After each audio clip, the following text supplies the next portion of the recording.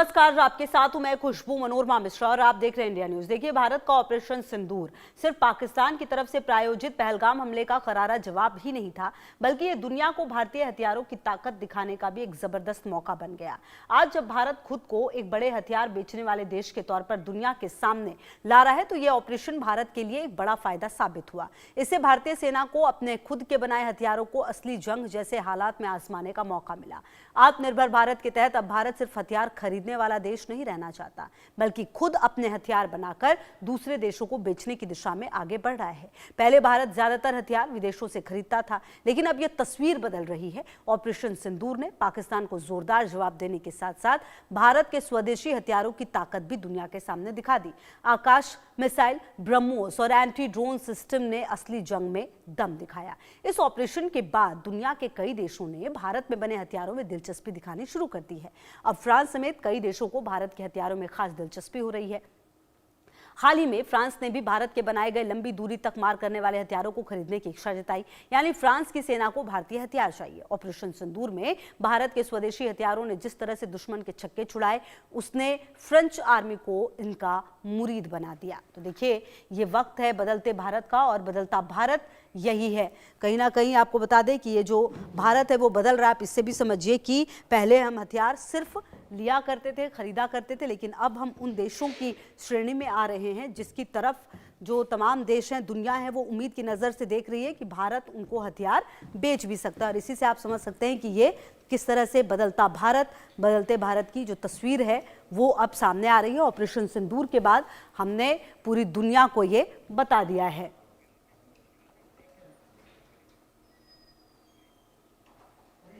और चलिए बिल्कुल, और अब आपको हम दिखाते हैं, ग्राफिक्स के जरिए समझाने की कोशिश करते हैं कि आखिरकार किस तरह से जो तस्वीरें हैं वो बदली। देखिए, आकाश मिसाइल सिस्टम की अगर आप बात करें, जमीन से आसमान में उड़ते दुश्मन को ये गिरा सकता है, जिसका मुरीद लगातार अब कई सारे मुरीद देश अब इसके नजर आ रहे हैं। पाकिस्तान के ड्रोन हमलों को रोकने में इसने बड़ी कामयाबी हासिल की थी। अगर आकाश की आप बात करें तो ऑपरेशन सिंदूर के दौरान इसकी भूमिका काफी महत्वपूर्ण थी, और शायद यही वजह है कि अब इस पर भरोसा काफी सारे देश दिखा रहे हैं।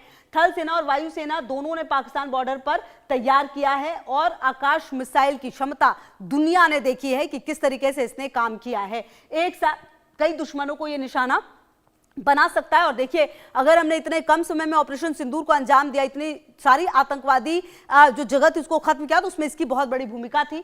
2022 में आर्मेनिया ने 15 आकाश सिस्टम का जो है ऑर्डर दिया था। आपको बता दें कि देखिए किस तरह से अब दुनिया जो है वो भारत पर निर्भर हो रही है। करीब 6,000 करोड़ रुपए में आर्मेनिया को आकाश मिसाइल दी गई। तो आप समझिए कि ये एक तरह से बदलाव है। पहली खेप नवंबर 2024 में आर्मेनिया भेजी जा चुकी है। जी हाँ, आर्मेनिया पहली खेप भेजी भी जा चुकी है। और आपको बता दें, फिलीपींस, मिस्र, वियतनाम और ब्राजील जैसे देश भी खरीदना चाहते हैं भारत से आकाश मिसाइल। जी हाँ, जमीन से आसमान में उड़ते दुश्मन को ये गिरा सकता है। इतना ज्यादा ताकतवर है, शायद यही वजह है कि धीरे धीरे जो इसकी क्षमता है वो लगातार बढ़ रही है। एंटी ड्रोन D4 सिस्टम, अगर आप इसके बारे में समझे तो इसको ऐसे समझिए, ये सिस्टम DRDO ने बनाया है, मतलब ये स्वदेशी है, DRDO ने इसे बनाया है।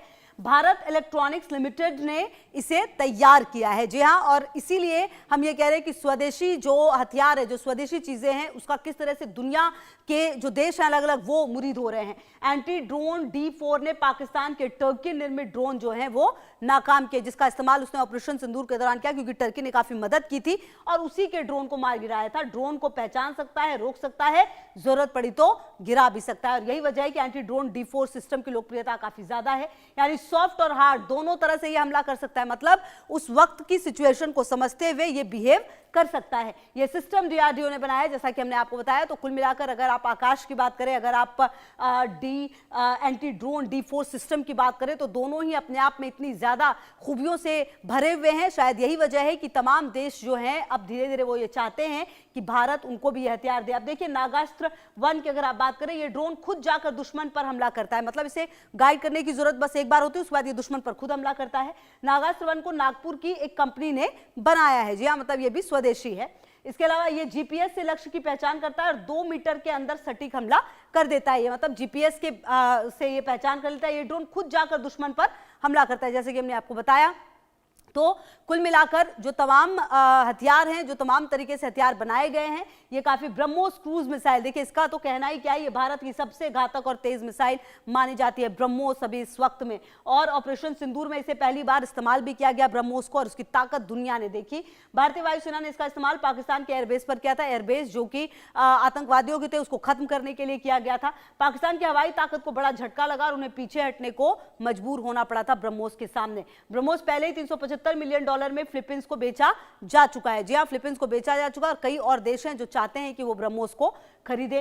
अब इंडोनेशिया, मिडिल ईस्ट और साउथ ईस्ट एशिया के कई देशों की नजर इस पर है, क्योंकि आप देखिए पिछले कुछ समय से लगातार मिडिल ईस्ट में भी हलचल काफी तेज है और इसीलिए वो भी चाहते हैं कि ब्रह्मोस उनके पास भी हो। तो कुल मिलाकर जो भारत की सबसे घातक मिसाइल है उसके लिए भी ये उम्मीद है, उनको चाहते हैं कि ये मिले। बहरहाल अब देखना यह है कि जो जिस तरीके से ये तमाम जो मिसाइल बनी है और जो बनाई गई है, कैसे किस तरीके से अब इसका उपयोग होगा। और major general retired doctor JKS Parihar ji हमारे साथ जुड़ गए, डिफेंस एक्सपर्ट हैं। इसके अलावा air vice retired marshal OP Tiwari ji भी हमारे साथ, पूर्व अधिकारी IAF जुड़ गए हैं। तो सबसे पहले आप ही के पास आते हुए JKS परिहार जी, जब ये पूरा हम सिस्टम अब बदलता देख रहे हैं, पहले भारत निर्भर था, हम एक एक चीज के लिए निर्भर थे कि हमें क्या रक्षा के क्षेत्र में मिलेगा, किस तरीके से हम धीरे धीरे अपने देश को मजबूत बनाएंगे। लेकिन अब हम मजबूती के उस कगार पर हैं जहां पर हमारे ड्रोन्स, हमारे ब्रह्मोस को दुनिया के कई देश ऐसे हैं जो खरीदना चाहते हैं। ये बदलता हुआ भारत, बदलते हुए भारत की तस्वीर है। खुशबू जी, आपने बिल्कुल सही कहा है। और ये जैसे हम फाइनेंस में बात करते हैं कि कंपाउंडिंग से जिस तरह से आगे हमारा इन्वेस्टमेंट बढ़ता है, उसी तरह से DRDO का जो एक तरह से हमारा धुरी रही है, जिसके DRDO, इसरो, इनने मिलके जो है इतने अच्छे सिस्टम डेवलप किए हैं।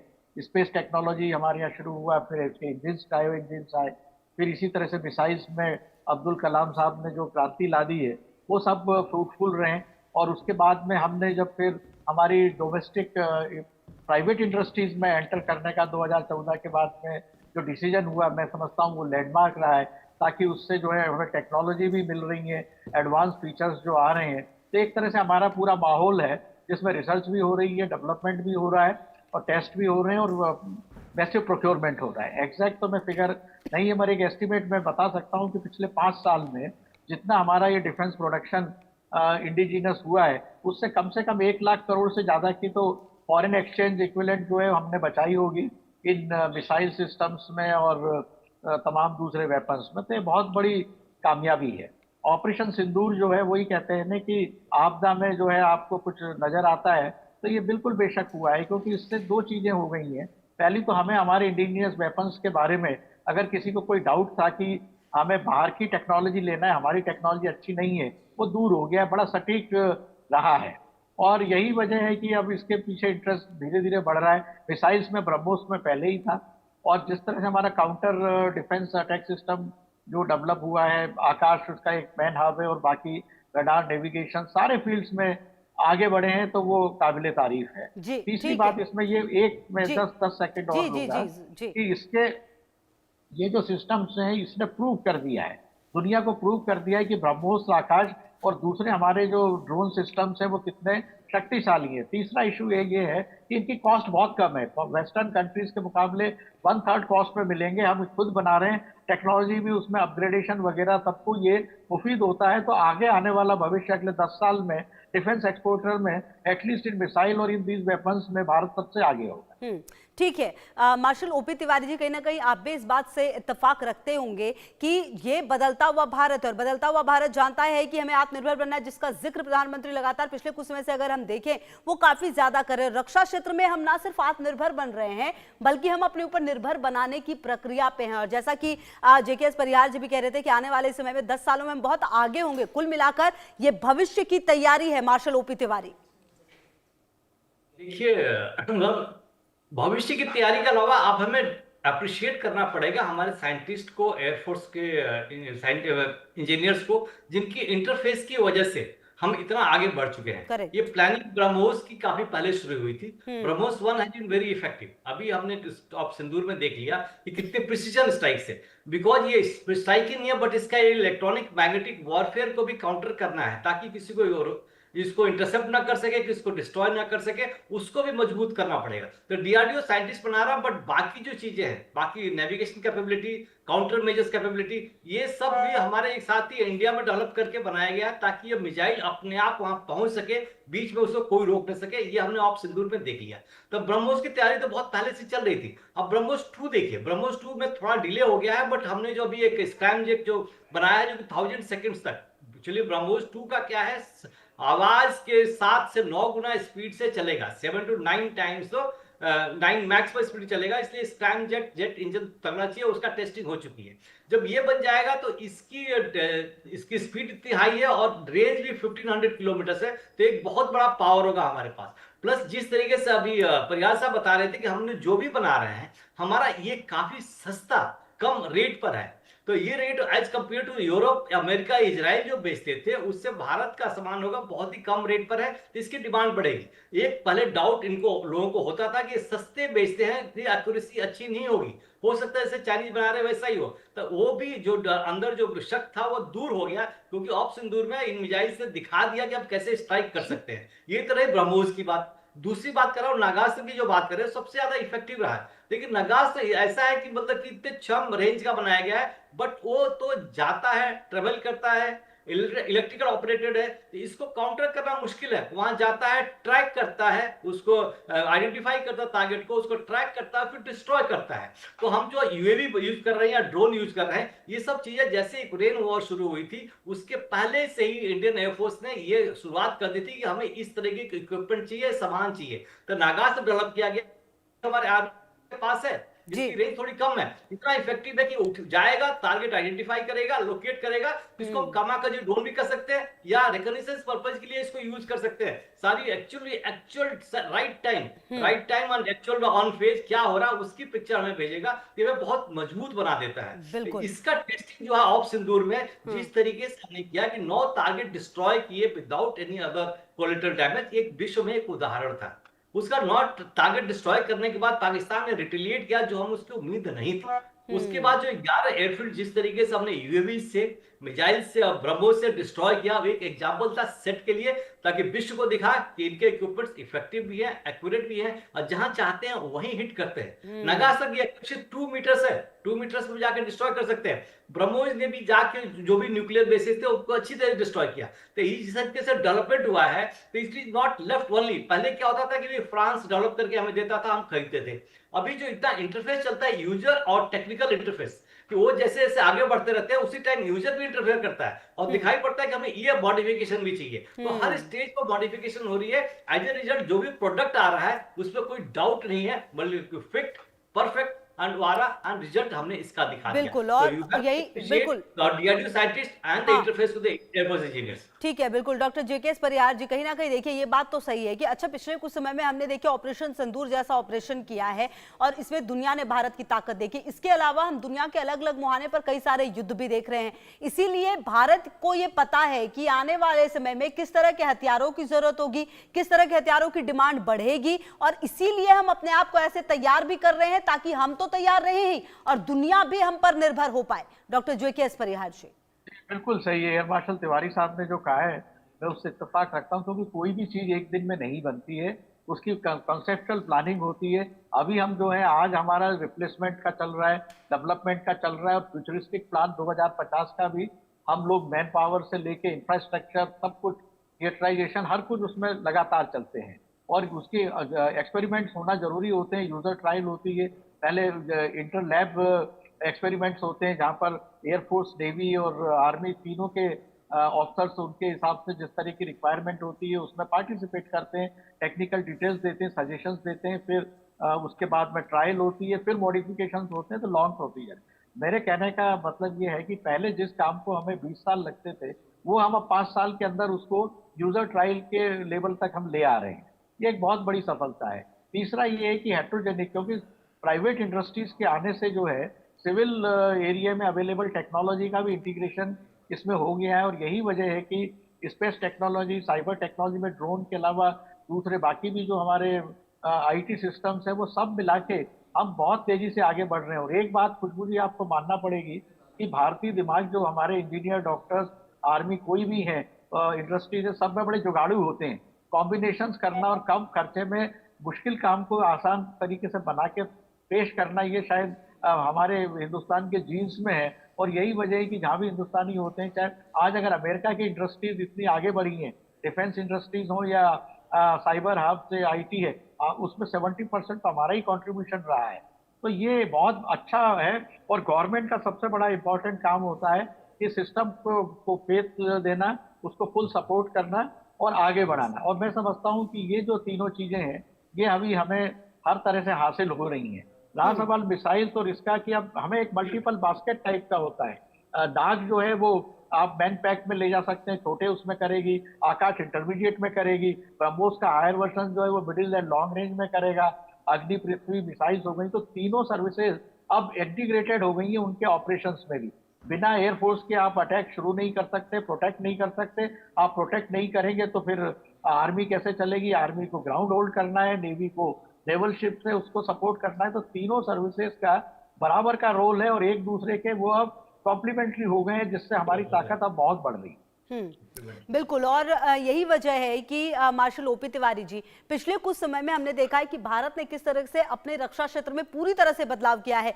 हमने ये समझा है कि रक्षा कितना इंपॉर्टेंट हिस्सा है और शायद यही वजह है कि जिस तरह से बजट से लेकर हर चीज में रक्षा मंत्रालय को और रक्षा के क्षेत्र में इन्वेस्ट किया गया, शायद आज यही वजह है कि दूसरे देशों की भी नजर भारत पर है कि भारत क्या बना रहा है, भारत के पास किस तरीके के हथियार है और हम भारत से क्या ले सकते हैं। खुशबू, देखिए बिल्कुल सही बात कर रहे हैं। मैं प्रयास की बात आगे बढ़ाने की कोशिश करूंगा। देखिए जिस तरीके से हथियार हम पहले खरीदते थे, कितना हमारे रेवेन्यू जाता था, अब आएगा और अब आगे भी बढ़ेंगे। हाँ। मैं जो बात कर रहा हूँ, ये मैं बेसिकली एयरफोर्स के एयरक्राफ्ट की बात करूंगा कि बहुत हल्ला मचाया जाता था कि हमारे पास 42 स्क्वाड्रन्स होने चाहिए, लेकिन हमारे पास 31 और 32 ही है, 31-32 स्क्वाड्स ही है। कमजोर कमियां तो हैं अवश्य, लेकिन अभी जो वॉरफेयर का जो कंसेप्ट है बदल चुका है। अभी हमारे डॉग फाइट नहीं होती, एयरक्राफ्ट अंदर नहीं जाते फ्लाइट करने के लिए, हमारे एयरक्राफ्ट एक प्लेटफॉर्म चाहिए। बिकॉज जितनी मिसाइल्स बन रही हैं, जितने नागास और ड्रोन बन रहे हैं, ये सब चीज को एक्यूरेसी मोस्ट एक्यूरेट कभी होता है जब ये एयर प्लेटफॉर्म से लॉन्च होता है। इसको हम समुद्र से भी कर सकते हैं, जमीन से भी कर सकते थे, लेकिन एयरक्राफ्ट जब लॉन्च होता है तो उसकी एक्यूरेसी ज्यादा बढ़ जाती है। डिटेल बताना मुश्किल होगा, इस टाइम कम होगा, इसलिए हमें जहाज चाहिए। लेकिन हमें ये एयरक्राफ्ट नहीं चाहिए कि हमें जो अंदर जाके कुछ करे, उसकी जरूरत पड़ सकती है। तो इसलिए हमारे पास जो अभी फिलहाल जो स्क्वाड्स है, आज जिस तरीके से प्लानिंग चल रही है, जिसका तेजस और एयरक्राफ्ट चले जा रहे हैं, हमें मिल जाएगा। लेकिन उसकी जो कमियां हैं, ये मिसाइल और ये जो लॉइटरिंग म्यूनिशंस है, जो कि हमारे यूएवीज हैं और ये उनकी पूरी कॉम्प्लीमेंट कर रहे हैं। उनकी कमी जो है इसकी पूरी कर देंगे। पूरी तरह से तो नहीं होगा, लेकिन अगर हमारे एयरफोर्स और जो आर्मी तो खैर तैयार है ही, एयरफोर्स भी दो फ्रंट वॉर अगर हो तभी भी उसको सामना करने के लिए तैयार है, इनसे भी इक्विपमेंट के साथ। और दूसरी एडवांटेज बताऊंगा, देखिए हमने जितनी मिसाइल लॉन्च की, इस मिसाइल को इंटीग्रेट करने के लिए फॉरेन एयरक्राफ्ट में बड़ी मुश्किल होती है। वो अभी सोर्स कोड नहीं देते, नहीं कर सकते। लेकिन रशिया देखिए, हमने जितनी अभी मिसाइल्स की Su-30 से इसको लिंक कर दिया है। Su-30 पर लॉन्च हो जाएगा और वो फायर हो जाएगा वहां से। तो जिस तरीके से अगर हमारे एयरक्राफ्ट बन जाएंगे, तेजस बन जाएंगे अपने ही अम्यूनिशन से। विदेश फॉरेन वाले क्या करते थे, आपको जहाज दिया और कहा कि आप हमारे ही मिसाइल्स खरीदोगे, हमारे ही लॉन्च पैड्स खरीदोगे, ताकि वो लोड हो सकते हैं, ताकि हमेशा उनको फायदा मिलता रहेगा। लेकिन जब हमारे अपने जहाज होंगे, जो जहाज हमने खुद बनाया है, तो उसके अनुसार लोकल मॉडिफिकेशन करके हम जो भी मिसाइल बनाएंगे, जो भी हम लॉयटरी मिशन बताएंगे, जो ये भी सब कुछ वहां से लॉन्च हो सकता है। ये एक मेजर एडवांटेज होगा। और जहां तक इस प्रोडक्शन का सवाल है, सरकार को देखिए, आदमी का एक पोटेंशियल कब आप पूरा हार्वेस्ट कर सकते हैं, जब आपने उनको भरोसा दिलाया कि आप कैपेबल हो।